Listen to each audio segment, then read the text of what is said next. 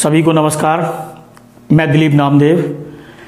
आज हम कक्षा 10 के लिए अध्याय 1 रासायनिक अभिक्रियाएं एवं समीकरण के अंतर्गत रासायनिक अभिक्रियाएं, रासायनिक समीकरण और रासायनिक समीकरणों को किस तरह से संतुलित किया जाता है, इन सभी को पढ़ेंगे। हमने अपने दैनिक जीवन में बहुत सी वस्तुओं में बहुत से परिवर्तन होते हुए देखे हैं। जैसे जब दूध में नींबू डालते हैं तो दूध दही में परिवर्तित हो जाता है या दूध फट जाता है। पेपर को जलाने पर वह राख में परिवर्तित हो जाता है। पानी को उबालने पर वह वाष्प में परिवर्तित हो जाता है या भाप में परिवर्तित हो जाता है। और पानी को फ्रिज में रखने पर या जमाने पर वह बर्फ में या ठोस अवस्था में परिवर्तित हो जाता है। लोहे में जंग लगी हुई भी देखी है हमने। चूने में पानी मिलाने पर बहुत अधिक मात्रा में ऊष्मा उत्पन्न होती है। रसोई गैस को जलाने पर वह नीली लौ के साथ जलती है। इन सभी परिवर्तनों में कुछ भौतिक परिवर्तन होते हैं और कुछ रासायनिक परिवर्तन होते हैं। तो जब रासायनिक परिवर्तन होते हैं तो कोई एक रासायनिक यौगिक दूसरे रासायनिक यौगिक में परिवर्तित हो जाता है। उसकी रासायनिक संरचना परिवर्तित हो जाती है, अर्थात उसके रासायनिक गुण परिवर्तित हो जाते हैं।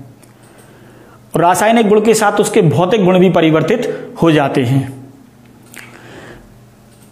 तो रासायनिक अभिक्रिया को हम इस तरह से परिभाषित कर सकते हैं कि जब एक या एक से अधिक यौगिक आपस में क्रिया करके या बदलकर नया कोई रासायनिक यौगिक बना लेते हैं, उसे रासायनिक अभिक्रिया कहते हैं। अब हम देखते हैं कुछ रासायनिक अभिक्रियाओं के उदाहरण। भोजन का पाचन होना एक रासायनिक अभिक्रिया है, एक जैव रासायनिक अभिक्रिया है, जिसमें जटिल भोज्य पदार्थ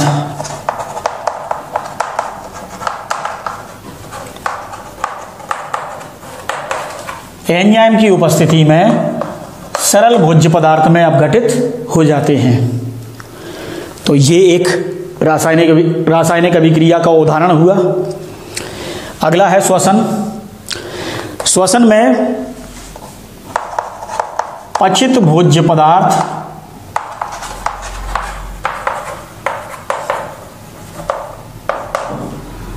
ऑक्सीजन की उपस्थिति या अनुपस्थिति में टूटकर कार्बन डाइऑक्साइड और जल बनाते हैं, साथ में ऊर्जा भी उत्पन्न होती है।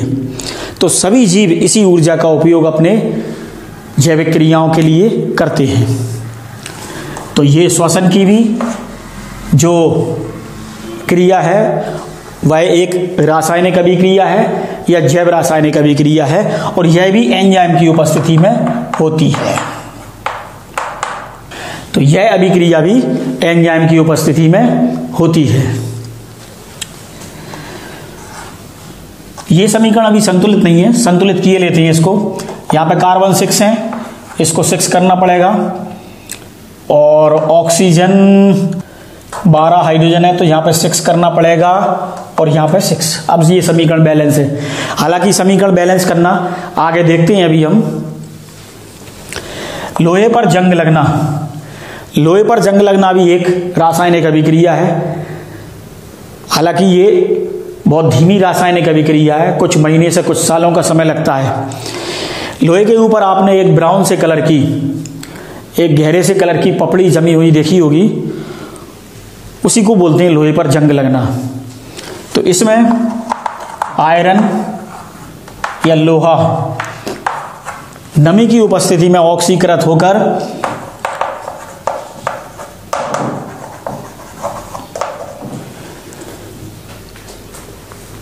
आयरन का ऑक्साइड बनाता है जलयुक्त। इसी को जंग बोलते हैं। ये जंग का सूत्र है। प्रकाश संश्लेषण। प्रकाश संश्लेषण भी एक जैव रासायनिक अभिक्रिया है, जिसमें हरे पेड़ पौधे सूर्य के प्रकाश की उपस्थिति में कार्बन डाइऑक्साइड और H2O द्वारा भोज्य पदार्थ का निर्माण करते हैं, और इसमें ऑक्सीजन गैस निकलती है। समीकरण संतुलित कर लेते हैं। तो इस तरह से ये प्रकाश संश्लेषण भी एक रासायनिक अभिक्रिया है, जैव रासायनिक अभिक्रिया है। दहन, किसी कार्बनिक पदार्थ का दहन होना भी एक रासायनिक अभिक्रिया का उदाहरण है। यहां पर देखते हैं मैथेन का दहन होना,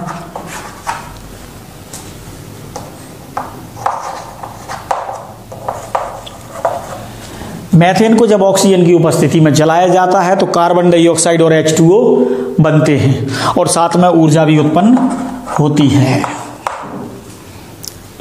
ऊष्मा उत्पन्न होती है।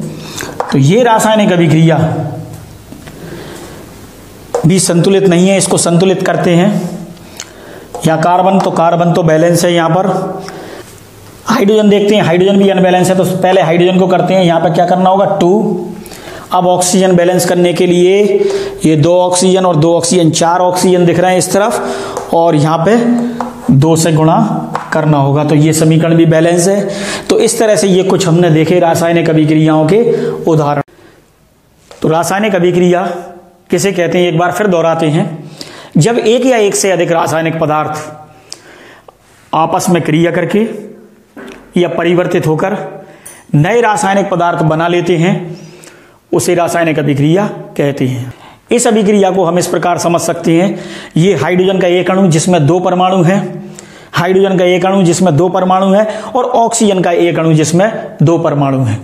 तो ये हाइड्रोजन के 2 अणु ऑक्सीजन के एक अणु के साथ क्रिया करके जल के 2 अणु बनाते हैं। ये पहला अणु और ये दूसरा अणु। तो इसमें इसको इस तरह से भी लिख सकते हैं H2O, और ये H2O, ये 2 बार। तो 2 बार जब H2O लिखे, जब 2 बार H2O लिखे तो इसको इस तरह से यहां पे लिख सकते हैं। ये ऑक्सीजन को लिखा और ये हाइड्रोजन के दोनों अणुओं को इस तरह से लिखा। तो जब रासायनिक अभिक्रिया में भाग लेने वाले ये रासायनिक पदार्थ और बनने वाले रासायनिक पदार्थ को एक गणितीय रूप में, एक सूत्र के रूप में लिखा जाए तो उसे रासायनिक समीकरण भी कहते हैं, जिसको हम थोड़ी देर बाद पढ़ेंगे। अभी दूसरा उदाहरण देखते हैं। कार्बन ऑक्सीजन के साथ क्रिया करता है तो कार्बन डाइऑक्साइड बनती है। चूने के पत्थर को जब गर्म किया जाता है तो चूना और कार्बन डाइऑक्साइड बनती है। इसमें अपन ने अभी देखा था थोड़ी देर पहले परिभाषा में, जब एक या एक से अधिक रासायनिक पदार्थ, तो ये एक रासायनिक पदार्थ, और एक से अधिक तो ये 2 रासायनिक पदार्थ आपस में परिवर्तित करके नए रासायनिक पदार्थ बनाते हैं। तो नए रासायनिक पदार्थ एक भी हो सकता है और 2 भी हो सकते हैं। तो एक रासायनिक पदार्थ भी परिवर्तित होकर नए रासायनिक पदार्थ बनाता है। तो जब चूने के पत्थर को गर्म करते हैं, ये गर्म का चिन्ह लगाया, इस तरह से अपन दिखा सकते हैं कि इसको गर्म कर रहे हैं। जब चूने के पत्थर को गर्म करते हैं तो चूना, बिना बुझा चूना और कार्बन डाइऑक्साइड निकलती है। तो ये रासायनिक अभिक्रिया के कुछ उदाहरण हैं। जब मैग्नीशियम के रिबन को या फीते को गर्म करते हैं, बर्नर के ऊपर गर्म करते हैं, तो मैग्नीशियम ऑक्साइड बनती है। मैग्नीशियम ऑक्साइड की राख प्राप्त होती है। जिंक के ऊपर सल्फ्यूरिक एसिड प्रवाहित करते हैं तो जिंक सल्फेट बनता है और हाइड्रोजन गैस उत्पन्न। एक परख नली में जिंक के कुछ टुकड़े लेते हैं और उस पर सल्फ्यूरिक एसिड प्रवाहित करते हैं तो ZnSO4 बनता है और हाइड्रोजन गैस उत्पन्न होती है। इस हाइड्रोजन गैस का परीक्षण करने के लिए जब मोमबत्ती को इस हाइड्रोजन गैस के पास ले जाते हैं तो वह हाइड्रोजन गैस फटफट की ध्वनि के साथ जलती है, अर्थात उसका दहन होता है। इस प्रकार हम समझ लेते हैं कि जिंक और सल्फ्यूरिक एसिड की क्रिया के द्वारा हाइड्रोजन गैस बनी है। यहां पर हम देख सकते हैं। अब हम देखते हैं रासायनिक अभिक्रियाओं में कुछ परिवर्तन होते हैं। क्रिया कारक जब क्रिया फल में परिवर्तित होते हैं तो कुछ भौतिक परिवर्तन होते हैं, या इन्हें रासायनिक अभिक्रियाओं की विशेषताएं भी कह सकते हैं। रासायनिक अभिक्रियाओं में कुछ परिवर्तन होते हैं, या ऐसा भी कह सकते हैं कि रासायनिक अभिक्रियाओं की विशेषताएं। तो जब रासायनिक अभिक्रियाएं होती हैं तो भौतिक अवस्था में भी परिवर्तन होता है रासायनिक यौगिकों की, रंग में परिवर्तन होता है और ताप में परिवर्तन होता है। और कुछ रासायनिक अभिक्रिया होते समय गैसें भी निकलती हैं। जैसे कुछ उदाहरण देते हैं हम, तो हाइड्रोजन जब ऑक्सीजन के साथ क्रिया करता है तो जल बनता है। हाइड्रोजन की भौतिक अवस्था देखें तो हाइड्रोजन गैस अवस्था में होता है, ऑक्सीजन भी गैस अवस्था में, और जो जल बनता है वह द्रव अवस्था में होता है। तो इस प्रकार हम कह सकते हैं कि रासायनिक अभिक्रिया में भौतिक अवस्था में परिवर्तन होता है। क्रिया कारकों की भौतिक अवस्था भिन्न प्रकार की होती है, और जब रासायनिक अभिक्रिया के बाद उत्पाद बनता है तो उसकी भौतिक अवस्था परिवर्तित हो सकती है या हो जाती है। रासायनिक अभिक्रिया में रंग में परिवर्तन होता है। इसके लिए हम एक प्रयोग करते हैं, कॉपर सल्फेट जिसका रंग नीला होता है, एक परख नली में कॉपर सल्फेट लेते हैं और उसमें एक कील डुबा देते हैं। जब इस कील को हम बाहर निकालते हैं तो इस कील का रंग परिवर्तित हो जाता है, जिसकी तुलना हम दूसरी कील से करते हैं तो इसका रंग परिवर्तित दिखाई देता है, अर्थात वह कील का रंग हरा हो जाता है और इस कॉपर सल्फेट के विलयन का रंग भी परिवर्तित हो जाता है। आयरन की क्रियाशीलता कॉपर की अपेक्षा अधिक होती है, तो इस अभिक्रिया में ये आयरन कॉपर को प्रतिस्थापित कर देता है, तो आयरन का सल्फेट बन जाता है और इसका रंग परिवर्तित हो जाता है। कॉपर सल्फेट का रंग नीला होता है और आयरन सल्फेट का रंग हरा होता है। तो इस प्रकार हम कह सकते हैं कि रासायनिक अभिक्रिया में रंग में परिवर्तन होता है। तीसरा देखते हैं हम ताप में परिवर्तन। तो रासायनिक अभिक्रिया में ताप में भी परिवर्तन होता है। कुछ रासायनिक अभिक्रियाएं ऐसी होती हैं जिनमें बहुत अधिक ताप उत्पन्न होता है और कुछ रासायनिक अभिक्रियाओं में ताप की आवश्यकता होती है। ताप में परिवर्तन के लिए एक हम उदाहरण ले सकते हैं, जब बिना बुझे चूने के ऊपर पानी डालते हैं तो बुझा हुआ चूना या कैल्शियम हाइड्रोक्साइड प्राप्त होता है। इस रासायनिक अभिक्रिया में बहुत अधिक मात्रा में ऊष्मा उत्पन्न होती है। ये रासायनिक अभिक्रिया हमने सभी ने होते हुए देखी होगी। चूने के ऊपर जब पानी डालेंगे तो बहुत अधिक मात्रा में ऊष्मा उत्पन्न होती है। तो इस प्रकार हम कह सकते हैं कि रासायनिक अभिक्रिया में ताप में परिवर्तन होता है। कुछ रासायनिक अभिक्रियाओं में गैस निकलती है, जैसे अभी थोड़ी देर पहले हमने देखा था, सल्फ्यूरिक एसिड को जब जिंक के ऊपर प्रवाहित करते हैं तो ZnSO4 बनता है और हाइड्रोजन गैस बनती है। तो इस अभिक्रिया में गैस भी निकल रही है, तो रासायनिक अभिक्रियाओं में गैस का निष्कासन भी होता है। तो ये सभी रासायनिक अभिक्रियाओं की विशेषताएं हैं, या रासायनिक अभिक्रियाओं में क्या परिवर्तन होते हैं।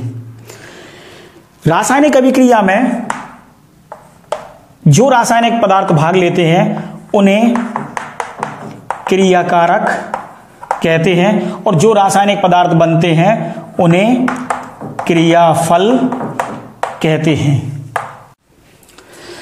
अब हम रासायनिक समीकरण को देखते हैं। एक रासायनिक अभिक्रिया लेते हैं, जब ऑक्सीजन की उपस्थिति में मैग्नीशियम के रिबन को जलाया जाता है तो मैग्नीशियम ऑक्साइड बनता है। ये एक अभिक्रिया है, इसे हमने वाक्य के रूप में लिखा है, और जब हम किसी रासायनिक अभिक्रिया को वाक्य के रूप में लिखते हैं तो 2 या 2.5 लाइन या 3 लाइन में आती है वो। अर्थात इस अभिक्रिया को छोटे रूप में लिखा जाए तो इसमें भाग लेने वाले क्रियाकारक और क्रियाफलों को हम शब्द के रूप में लिखें, जैसे मैग्नीशियम ऑक्सीजन। मैग्नीशियम ऑक्सीजन के साथ क्रिया करता है तो मैग्नीशियम ऑक्साइड बनता है। इसको हमने शब्दों के रूप में लिख दिया तो इसको बोलेंगे हम शब्द समीकरण। और जब किसी रासायनिक अभिक्रिया को एक समीकरण के रूप में व्यक्त किया जाता है या लिखा जाता है तो उसे रासायनिक समीकरण कहते हैं। इस अभिक्रिया में भाग लेने वाले क्रियाकारक और क्रियाफलों को संकेत या सूत्र के रूप में लिखा जाता है। तो किसी रासायनिक अभिक्रिया में भाग लेने वाले क्रियाकारक और क्रियाफलों को एक समीकरण के रूप में व्यक्त किया जाता है और क्रियाकारक और क्रियाफलों को उनके संकेत या सूत्र के रूप में लिखा जाता है, तो रासायनिक समीकरण कहलाता है। जैसे इस अभिक्रिया में मैग्नीशियम, तो मैग्नीशियम को इस तरह से लिख सकते हैं, ऑक्सीजन और मैग्नीशियम का ऑक्साइड बना MgO।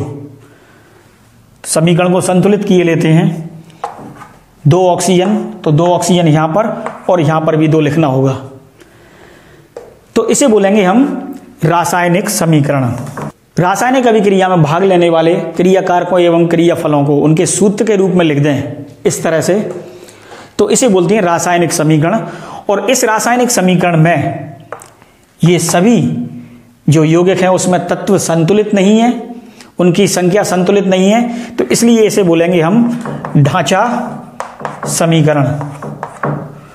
और जब इस रासायनिक अभिक्रिया को हम संतुलित करके लिख देते हैं, इसमें भाग लेने वाले यौगिकों के तत्वों को संतुलित कर देते हैं, जैसा कि हम यहां पर अभी इनको संतुलित करते हैं।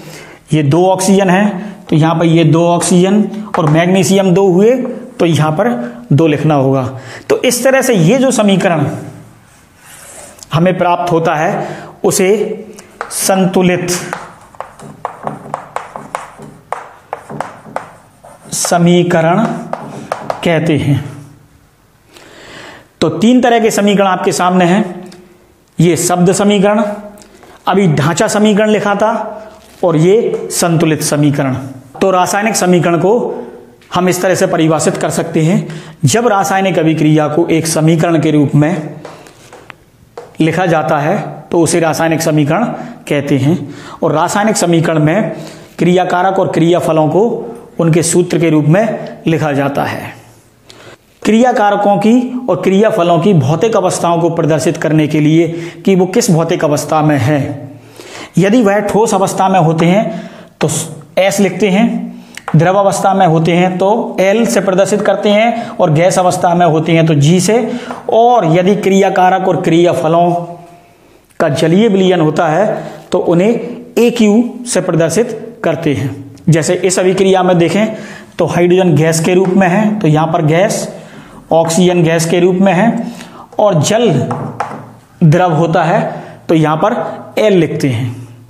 तो इस तरह से किसी रासायनिक अभिक्रिया में भाग लेने वाले क्रियाकारक और क्रियाफलों की भौतिक अवस्था को प्रदर्शित करते हैं। तो हम समीकरण संतुलित करना देखते हैं। आपने एक नियम पढ़ा होगा, द्रव्यमान संरक्षण का नियम, कि किसी रासायनिक अभिक्रिया में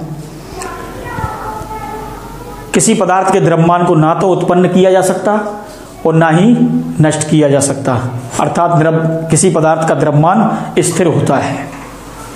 द्रव्यमान क्रियाकारक और क्रियाफल दोनों का बराबर होता है, और जब द्रव्यमान बराबर होता है तो दोनों तरफ तत्वों की संख्या भी बराबर होना चाहिए। अर्थात इस प्रकार हम कह सकते हैं कि क्रियाकारक और क्रियाफल दोनों तरफ पाए जाने वाले तत्वों की संख्या और द्रव्यमान बराबर होना चाहिए। यदि किसी रासायनिक अभिक्रिया में क्रियाकारक और क्रियाफल दोनों तरफ अगर तत्वों की संख्या समान नहीं होती तो उन्हें समान करना पड़ता है या संतुलित करना पड़ता है। जैसे एक समीकरण लेते हैं हम, जिंक की जब सल्फ्यूरिक एसिड के साथ अभिक्रिया की जाती है तो जिंक सल्फेट बनता है और हाइड्रोजन गैस बनती है।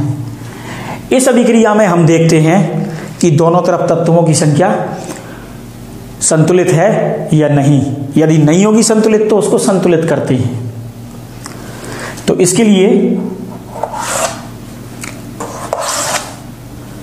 तो यहां तत्व अभिकारकों के तत्वों की संख्या और क्रियाफल में तत्वों की संख्या। तो तत्व कौन कौन से हैं देखते हैं। एक तो है जिंक, दूसरा है सल्फर, तीसरा हाइड्रोजन और चौथा ऑक्सीजन। तो जिंक की संख्या देखते हैं हम अभिकारकों की तरफ, तो जिंक कितने हैं 1, और यहां पर जिंक कितने हैं 1। फिर हम देखते हैं सल्फर की संख्या, तो सल्फर भी यहां पर कितने हैं 1, और यहां पर कितने हैं 1। हाइड्रोजन की संख्या देखते हैं तो हाइड्रोजन यहां पर भी 2 हैं और यहां पर भी 2 हैं। और अब हम देखते हैं ऑक्सीजन की संख्या, तो ऑक्सीजन 4 हैं और 4 दोनों तरफ 4 हैं, तो यहां पे हमने लिखा 4 4। तो इस तरह से हमने देखा ये समीकरण पहले से ही संतुलित है कि दोनों तरफ तत्वों की संख्या बराबर है, अर्थात समीकरण संतुलित है। इसको अब संतुलित करने की आवश्यकता नहीं है। तो ये एक रासायनिक अभिक्रिया है इस रासायनिक अभिक्रिया को संतुलित करने के लिए सबसे पहले प्रथम चरण में रासायनिक अभिक्रिया में भाग लेने वाले क्रिया कारकों को एक बॉक्स के अंदर या डिब्बे के अंदर बंद कर लेते हैं। द्वितीय चरण में हम एक टेबल या सारणी बना लेते हैं जिसमें यहां पर हम तत्वों की संख्या लिखते हैं। दूसरे खाने में अभिकारकों में परमाणुओं की संख्या और तीसरे खाने में उत्पादों में परमाणुओं की संख्या लिखते हैं। तो यहां अभिकारकों में परमाणुओं की संख्या देखें तो 1 है और यहां पर कितने हैं 3। अभिकारकों में हाइड्रोजन की संख्या कितनी है 2 और यहां पर कितनी है 2। और ऑक्सीजन की संख्या देखें तो यहां पर 1 है ऑक्सीजन और यहां पर कितनी ऑक्सीजन है 4। अब तृतीय चरण में हम क्रियाकारक और क्रियाफलों में परमाणु या तत्वों की संख्या को संतुलित करते हैं। तो सबसे पहले हम उस यौगिक को संतुलित करते हैं जिसमें परमाणुओं की संख्या अधिक हो। तो सबसे पहले हम ऑक्सीजन को संतुलित करते हैं। तो यहां पर देखें ऑक्सीजन की संख्या है 1 और यहां पर देखें क्रियाफल की तरफ ऑक्सीजन की संख्या है 4। तो संतुलित करने के लिए हमें यहां पर ऑक्सीजन को 4 करना होगा। तो ऑक्सीजन को 4 करने के लिए हम यहां बॉक्स में 4 नहीं लिखेंगे क्योंकि हम बॉक्स के अंदर या डिब्बे के अंदर सूत्र से किसी प्रकार की कोई छेड़छाड़ नहीं करेंगे, क्योंकि यहां 4 लिख दिया तो सूत्र ही परिवर्तित हो जाएगा, वो रासायनिक पदार्थ ही परिवर्तित हो जाएगा, उसे परिवर्तित नहीं करना है। इसलिए हम यहां पर 4 न लिखकर हम 4 यहां पर लिखेंगे। अब यहां पर ऑक्सीजन 4 हो गए क्योंकि यहां पर जो कुछ संख्या लिखी है उसका गुणा इन दोनों में होता है। तो ऑक्सीजन भी कितने हो गए 4, तो यहां पर हम गुणा करेंगे कितने हो गए 4, तो ये 4 ऑक्सीजन और यहां पर भी 4 ऑक्सीजन। तो ऑक्सीजन संतुलित हो चुके हैं। जब 4 का गुणा यहां पर हमने किया तो ऑक्सीजन तो 4 हो गए, लेकिन साथ में हाइड्रोजन 2 थे, उसमें भी 4 का गुणा करना होगा। तो हाइड्रोजन कितने हो जाएंगे 8। अब हम चौथे चरण में देखते हैं तो हाइड्रोजन और आयरन को संतुलित करना होगा, क्योंकि अभी हाइड्रोजन और आयरन संतुलित नहीं है। तो सबसे पहले हम हाइड्रोजन को संतुलित करते हैं। हाइड्रोजन को देखें हम तो क्रियाकारक में हाइड्रोजन की संख्या कितनी है 8 और क्रियाफल की तरफ देखें तो हाइड्रोजन की संख्या 2 है। तो यहां पर हम 4 से गुणा कर देते हैं। तो हाइड्रोजन की संख्या कितनी हो जाती है 8। तो यहां पे हमको 4 का गुणा करना होगा। तो हाइड्रोजन दोनों तरफ कितने हो जाते हैं 8 8। अभी हमने देखा हाइड्रोजन और ऑक्सीजन दोनों को संतुलित कर लिया। अब केवल आयरन को संतुलित करना बाकी है। तो 5वें चरण में हम आयरन को संतुलित करते हैं। हम देखते हैं कि क्रियाकारक में या अभिकारकों में आयरन की संख्या 1 है और क्रियाफल में आयरन की संख्या कितनी है 3। तो क्रियाकारक में आयरन की संख्या को बराबर करने के लिए, क्रियाफल से बराबर करने के लिए 3 का गुणा करते हैं। तो आयरन की संख्या हो जाती है 3 और क्रियाफल में भी आयरन की संख्या कितनी है 3। तो इस प्रकार से आयरन भी संतुलित हो गया। हाइड्रोजन ऑक्सीजन भी पहले संतुलित हो चुके थे। तो इस तरह से ये हमारा समीकरण संतुलित हो जाता है। अब इस संतुलित समीकरण में केवल क्रियाकारकों और क्रियाफलों की भौतिक अवस्थाओं का लिखना बाकी रह जाता है। तो इनकी भौतिक अवस्थाएं लिख लेते हैं। आयरन ठोस होता है तो यहां पर सॉलिड लिखते हैं। यहां पर जल का उपयोग करते हैं हम भाप के रूप में सभी क्रिया में। तो जब भाप के रूप में करते हैं तो इसको लिखते हैं हम गैस, और ये भी ठोस होता है तो सॉलिड, और यहां पर हाइड्रोजन गैस के रूप में बनती है। तो इनकी भौतिक अवस्थाओं को इन सूत्रों के आधार में लिख लेते हैं। तो इस तरह से ये समीकरण पूर्ण हो जाता है। एक और समीकरण हम संतुलित करते हैं। मेथेन का जब दहन किया जाता है ऑक्सीजन की उपस्थिति में तो कार्बन डाइऑक्साइड और H2O बनते हैं। इस समीकरण को संतुलित करते हैं। तो सबसे पहले हम हाइड्रोजन संतुलित करते हैं। क्रिया कारक में हाइड्रोजनों की संख्या होती है 4 और क्रियाफल में कितनी है 2। तो यहां पर हम 2 कर देते हैं, तो हाइड्रोजन संतुलित दोनों तरफ, यहां पे भी हाइड्रोजन 4 और यहां पर भी हाइड्रोजन 4। अब यहां पे हमने 2 का गुणा किया है हाइड्रोजन को बैलेंस करने के लिए। अब हम ऑक्सीजन बैलेंस करते हैं, तो ऑक्सीजन देखें तो क्रिया कारक में ऑक्सीजन की संख्या 2 है और क्रियाफल में यहां पर 2 ऑक्सीजन है और यहां पर भी 2 ऑक्सीजन है। तो क्रियाफल में ऑक्सीजन की संख्या 4 है, 2 ये और 2 ये, तो यहां पे हमको 2 करना होगा। तो यहां पर ऑक्सीजन भी कितने हो गए 4 और यहां पर ऑक्सीजन 2 है और 2 ऑक्सीजन ये हैं, तो कितने होते हैं 4 ऑक्सीजन।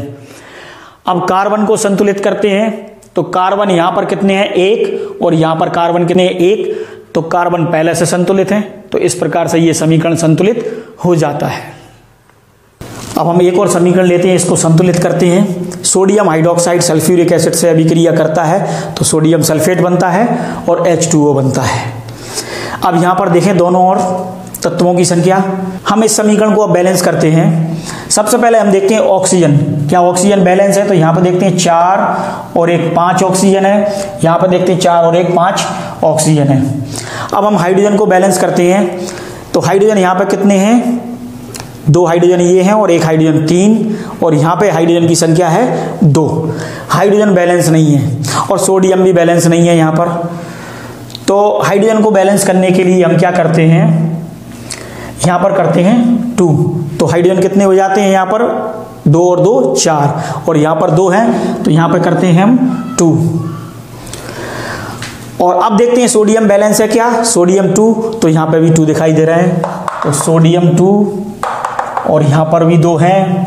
हाइड्रोजन देखें तो यहां पर 2 हैं और 2 हाइड्रोजन अर्थात 4 हाइड्रोजन है और यहां पर हाइड्रोजन कितने हैं 4 हाइड्रोजन है। ऑक्सीजन की बात करें तो कितने हैं ऑक्सीजन, यहां पर कितने हैं 2 ऑक्सीजन प्लस 4 ऑक्सीजन, तो कितने हैं 6 ऑक्सीजन और यहां पर कितने हैं 6 ऑक्सीजन।